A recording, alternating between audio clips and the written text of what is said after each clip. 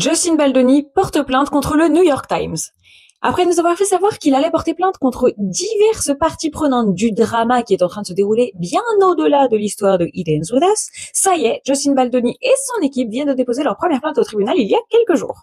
Contre toute attente, il ne porte pas plainte contre sa co-star, Blake Lively, mais contre le New York Times qui a collaboré avec Blake pour donner la version de l'actrice en premier. Baldoni, lui, s'associe au magazine Variety pour donner sa vérité.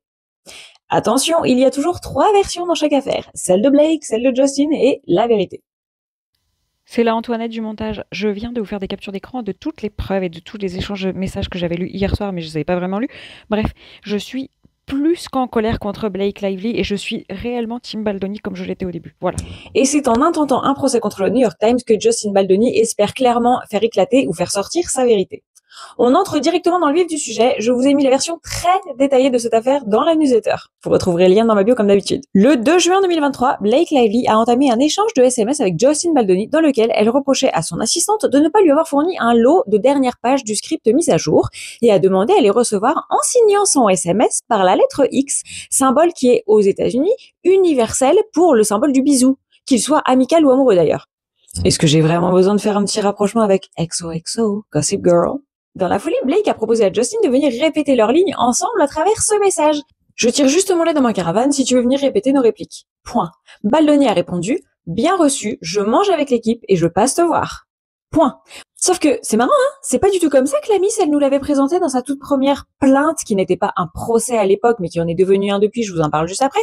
Je vous rappelle que le New York Times avait écrit « Justin Baldoni est entrée à plusieurs reprises dans sa caravane de maquillage sans y être invitée, alors qu'elle était déshabillée, y compris lorsqu'elle allaitait. » Bah ouais, mais si t'es invité, en fait, t'y vas, tu vois, à un moment donné.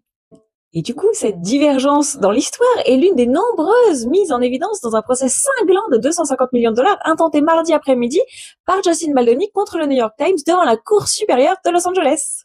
D'ailleurs, Justin Baldoni ne porte pas plainte seul. Non, il fait partie d'un groupe de 10 plaignants, comme les attachés de presse, Melissa Nathan ou Jennifer Abel, qui poursuivent le journal également pour diffamation et atteinte à leur vie privée à cause de l'article du 21 décembre intitulé We can bury anyone inside a Hollywood smear machine. On peut enterrer n'importe qui, les coulisses d'une campagne de représailles.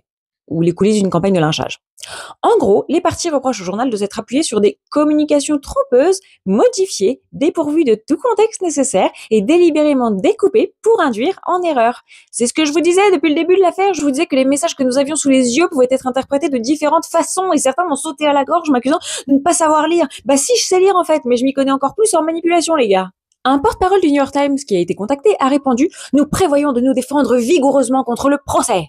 Forcément, ils vont pas se laisser marcher dessus. L'article du New York Times dépeint Blake Lively comme une actrice qui aurait subi des mois de harcèlement sexuel de la part de Baldoni et Heath, les 2 coproducteurs, et qui aurait fait face à des représailles sous la forme d'une campagne de diffamation pour avoir exprimé ses inquiétudes.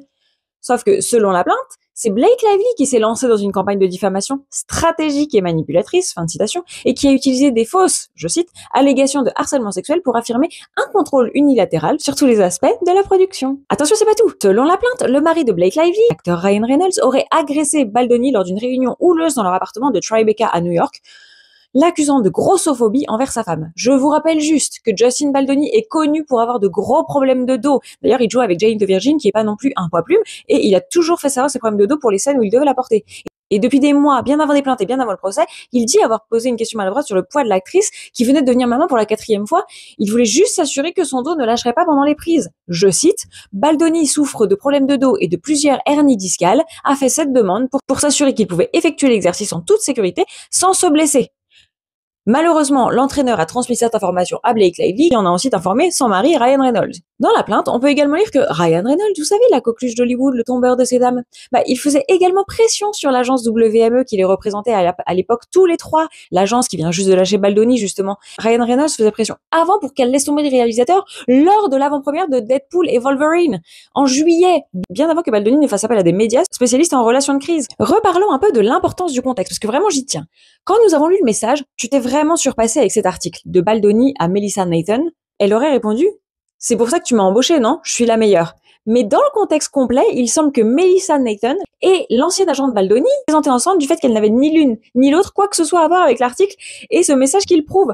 Bon sang, c'est injuste parce que c'est pas moi non plus. Donc en fait, c'était juste des blagues entre eux. Tu t'es surpassé alors que visiblement elles n'y sont pour rien. Donc attention, Blake Lively savait très bien ce qu'elle faisait en ne publiant qu'une partie des messages. Oh mais attendez, c'est pas tout.